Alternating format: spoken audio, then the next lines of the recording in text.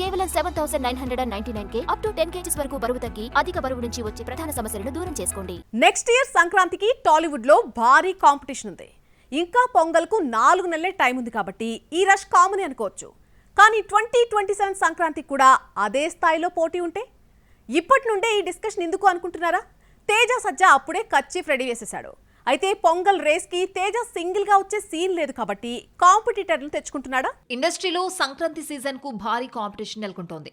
Next year pongal కు బొమ్మను ready చేయాలనుకుంటే ఇయర్ సమ్మర్ ముందు నుండే ప్లాన్ చేయాలి. 2026 పండగకు చిరంజీవి, నవీన్ పోలిశెట్టి అఫీషియల్ కర్చీఫ్ వేసేశారు.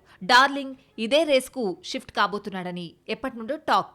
ఇంకా ఎన్నొస్తాయో ఎన్ని తప్పుకుంటాయో తెలియదు కానీ 2027 సంక్రాంతి రిలీజ్ ప్లాన్స్ అప్పుడే మొదలయ్యాయి. ఫస్ట్ స్లాట్ బుక్ చేసుకున్నాడు యంగ్ బాయ్ తేజ సజ్జా. మిరాయితో బిజీగా ఉన్న తేజ సజ్జా నెక్స్ట్ జాంబిరెడ్డి 2ను లైవ్ లో పెట్టాడు.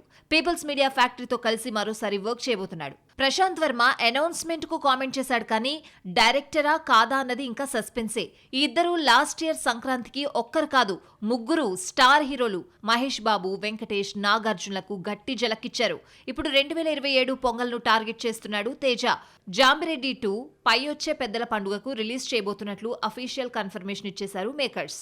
తేజ సజ్జకు కాంపిటీషన్ లేకుంటే నిద్ర పట్టదుగా, అందుకే తోడుగా ఇద్దరు స్టార్ హీరోలను తెచ్చుకుంటున్నాడు అన్నది లేటెస్ట్ బజ్. చిరంజీవి, బాబీ కాంబోలో తెరకెక్కుతున్న సెకండ్ ఫిల్మ్ కూడా 2027 సంక్రాంతి బరిలో దిగబోతోందన్నది టాక్. ఎందుకంటే 2023 సంక్రాంతికి వచ్చిన వాల్తేరు వీరయ్య మంచి హిట్ అందుకుంది.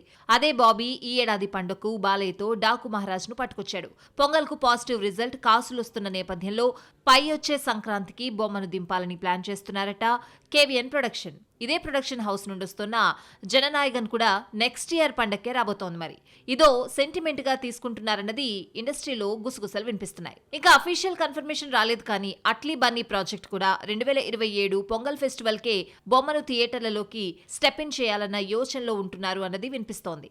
ఈ లెక్కను చూస్తే కాంపిటీషన్ తప్పదు కానీ మామ అల్లుళ్లతో తేజ వస్తాడా? తనకు అత్యంత ఇష్టమైన చిరుకి కాంపిటీషన్ అవుతాడా?